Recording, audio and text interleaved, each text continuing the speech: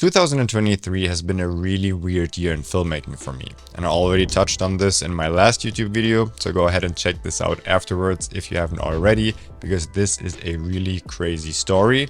But on top of this, I also realized that I made more money this year doing something else in the filmmaking space than actually filming. And in this video, I want to tell you what I did, how I did it, and give you some tips and tricks on maybe how you can do it too. And this video is sponsored by Motion VFX, but I will talk about this later. But without further ado, the one thing that made me more money this year than actually filming is renting out my gear. But not as a rental company. I never rent out my stuff without me being present on set, but you can hire me as a first AC, a gaffer, or a DP, and then you can also rent my equipment with me. And I was looking at my books and I realized that I actually made more money with this than my day rates for filming. So how do I actually do it? There's two ways to go about it. Number one is when we get a job at a full service production company. So we deal with the client directly and we realize a project from start to finish. So here I act as a full service production company, meaning I take care of the crew as well as all the equipment. I usually factor myself in as a DP/director, depending on what the job needs, and then I also hire the crew, the first AC, the gaffer, the PA, etc, etc. And then on top of the crew, we also need equipment. And since I have a lot of equipment, I usually just put together a list of the equipment that we need for a certain job, and then I quote this to the client. And I will talk about individual pricing examples for each piece of equipment later on in the video. And this equipment could be multiple cameras, tripods, grip equipment, lights, gimbals, different accessories, etc, etc. And all of this equipment adds up. Just for a corporate video with a couple of interviews and some B-roll, we will need multiple cameras on multiple tripods with filters and monitors. We also need memory cards. We need a gimbal or a slider for the B-roll shots. We need lots of lights for shooting the interviews, grip equipment, and that just adds up. So here, my rental fee for all the equipment is actually higher than my day rate as a DP/director. And here's a big mistake a lot of beginners as well as even experienced creators do, and that is either not charge for their equipment at all or massively undercharge for it. And this is a huge mistake in my opinion, because you had to pay for all of this equipment and you maybe want to update it in the future too, so you need to invest even more money. And not charging your client for it just doesn't make any sense. When it comes to charging for your equipment when functioning as a production company or even a solo filmmaker working with the client directly, is that I'm not listing every piece of equipment. My offer usually states either just a day rate for everything or maybe even the total price for the video, and this could have several days in it with 5 crew members and all the equipment, and then the total amount would be whatever, $15,000. I'm not listing everything. Sometimes I might just differentiate it and say, okay, the crew costs are $3,000 per day and then the equipment costs are another $3,000 per day. But I don't want to have the discussion with the client if I really need that piece of equipment. So maybe they just want to save some money and they will ask me, do we really need a gimbal? Do we really need that drone? Do we need 2 cameras? Can't we do just with 1? Because I want to make the best possible scenario. So I'll just quote them whatever they need for the final video. And for me personally, this has never been an issue in the past. Whenever I get hired to shoot a video or even multiple videos, I just quote them whatever the price will be to make these videos happen. And I have never been asked by a client to break down my costs for the crew or the equipment. And now, before I tell you my second way of renting out equipment, as well as talk about individual prices for cameras, monitors, accessories, etc., let's hear it from our sponsor, Motion VFX, because Black Week is here. I have been using Motion VFX for years and years, and just the simple use and integration in Final Cut as well as now DaVinci Resolve has made me a lot of money, because I was able to impress clients with motion graphics as well as really cool titles and a lot of different other plugins that I didn't have to outsource to an experienced motion designer, because you can do everything very easily and customizable within Final Cut itself. And now with your new subscription-based plugin Cine Studio, it becomes even more powerful in Final Cut Pro 10, because now you have AI-powered masks that are also fully tracked with a surface tracker, and this will definitely impress all of your clients. And now that Black Week is here, we have certain promotions that I will just display here on screen, so make sure to use the link down in the description below and snag them before they're gone.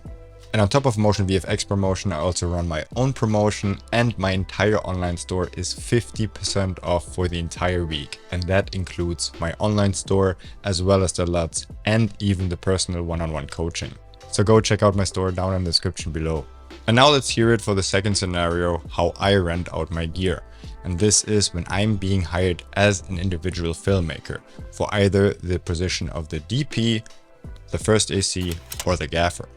Whenever I get a job offer for any of these three positions, I usually ask the producer or whoever the production manager is if they already have all their equipment. And more often than not, they actually plan on renting most, if not all, of the equipment for that production. And this is where I usually ask the production manager to provide me with a list of all the equipment that they need, and then I tell them that I have a lot of equipment, so maybe I can just rent it out to them. So why would they want to take my equipment instead of the ones from a big rental house? Well, there are several reasons. Number one, it's very easy because they usually have to send somebody to these rental houses. A lot of rental houses don't have all the equipment that they need, so they need to go to several rental houses. And especially if the production comes from out of town, they're not really familiar with the rental houses. And then it also takes time to have somebody pick up all the gear and then return it after the production. And that also costs an additional half-day rate usually. Whereas with me, it would be a one-stop all solution because I'm showing up at the production anyway, so I can just bring all of my equipment and then I'll just return with it. So they don't have to worry about any rental houses or having a dedicated person picking it up and then returning it afterwards. The second big reason why they would want to choose my equipment instead of the one from a big rental house is familiarity. Because if I'm the one operating the equipment either as a DP or a first AC or even a gaffer, then I am fully aware of how everything works, and it's way easier than having maybe some equipment that you're not familiar with, or you're missing some small pieces, some connections on some mat boxes or filters, or something is missing, which I can assure it is not, because it is a closed system that I have worked with multiple times before. And trust me, producers, DPs and production managers, they love that. If you have a one-stop for all solution and they don't have to worry about anything, and they can also be assured that you know all the equipment and you're familiar with, and they don't have to deal with anything and any kind of problems on set, they would always go for you instead of a big rental house. I would even go as far as saying that this could actually get you more jobs, because if you're being known as the guy that has all the equipment and is a one-stop all solution, so they don't have to worry about renting gear, then you might even get more jobs as a first AC, DP or gaffer just because of it. So now let's talk about some common prices that I charge for my equipment, and also how you can figure out how much to charge for yours. For my rigged out Red Komodo X, I charge around 450 per day. For this production camera card, I charge around 80 per day. For this Atomos 19-inch SE monitor, I also charge 80 per day. Then you have a wireless transmission system, which also costs around 80 to 100 a day, depending on how many receivers and transmitters they need. And then there's so many other stuff you can charge for. Even your tripod, your sandbags, your C-stands, your lights, etc, etc. Here's an example for you. I was hired as a first AC on a big documentary job here in Vienna a couple months ago. Just as I told you, I asked the production manager if they already had all of their equipment or if they plan on renting some. And sure enough, they did want to rent almost all of their equipment. And we were shooting multiple interviews over multiple days with 3 RED cameras. The RED cameras they provided because the DP owned them, but they needed batteries and a charger. So I ended up renting out 12 of my V-mount batteries for 3 days. And that actually made me as much as I charged as a first AC in general. Now add all of the other stuff like the lights, the C-stand, the sandbags, the production monitor, etc, etc. I ended up making more money on this job renting out my equipment than I did as a first AC. So how do I come up with prices for my equipment? Well, the easiest way is to just go to all the established rental houses in town and just look up how much they charge for their equipment and then basically charge the same. If you have a piece of equipment that nobody else has, then what I usually do is I charge around 3 to 5% of the cost of the equipment per day. Grip equipment like C-stands, for example, that I usually have for 20 plus years are definitely on the lower side because, again, you can use them over and over and over again, whereas stuff like V-mount batteries, which you can only use so many times, are on the higher side of the percentage from your initial purchase costs. Another question I get asked quite often is, why don't I just open up a rental house if I have so much equipment that I don't constantly need? And there's several reasons for it. Number one, although I do have a lot of equipment, I don't think I have enough to open up a rental house because it only makes sense if you can provide basically everything for everyone. Number two, it also only makes sense if you do have an office space somewhere that is easy accessible and you have somebody working there 5 to 6 to maybe even 7 days a week so that people can come in spontaneously and rent out stuff. Right now, I would just have to answer somebody and then I have to make an appointment with them when they can pick up the stuff. And just for smaller things like a C-stand, which only costs €3 a day, it really doesn't make a lot of sense to basically block my time for it just for somebody to pick it up and then return it maybe the next day. And the biggest reason why I don't like doing it is because it's just a hassle. Because there's a lot of administrative work involved, and again, for a small C-stand, I don't like to write invoices, etc, etc. Plus, a lot of the time stuff gets broken or a cable is missing, and then you need to deal with this. And again, that makes sense if you have a ton of volume or even a dedicated person just dealing with that stuff. But for me, it really doesn't make a lot of sense. So now, before we end the video, should you go out and buy $100,000 worth of equipment just so you can rent it out and make more money and even get more jobs? No, definitely not. Because then you end up saying, hey Damien, you said that I need to buy all of this equipment, but nobody's hiring me. You need to get a feel for it. Do you actually end up renting a lot of the stuff that you need for your productions? Then it might make sense to maybe invest in those pieces of equipment so you can rent them out yourself instead of having to rent them all the time.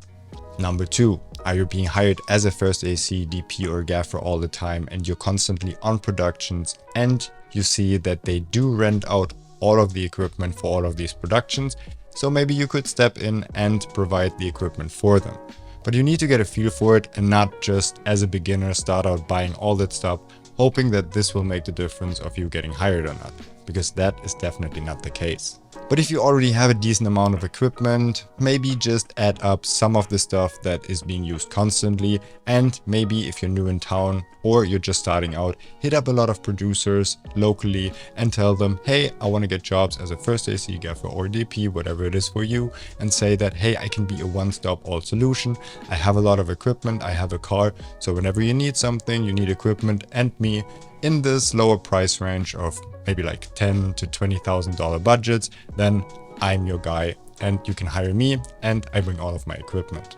Okay, there you have it. I hope you liked this video and you learned a little bit. And if you did, then please give this video a thumbs up because it really helps the channel grow. Subscribe for more tips, tricks and behind the scenes on this YouTube channel. Check out Motion VFX and my online store down in the description below. And I hope to see you on the next one.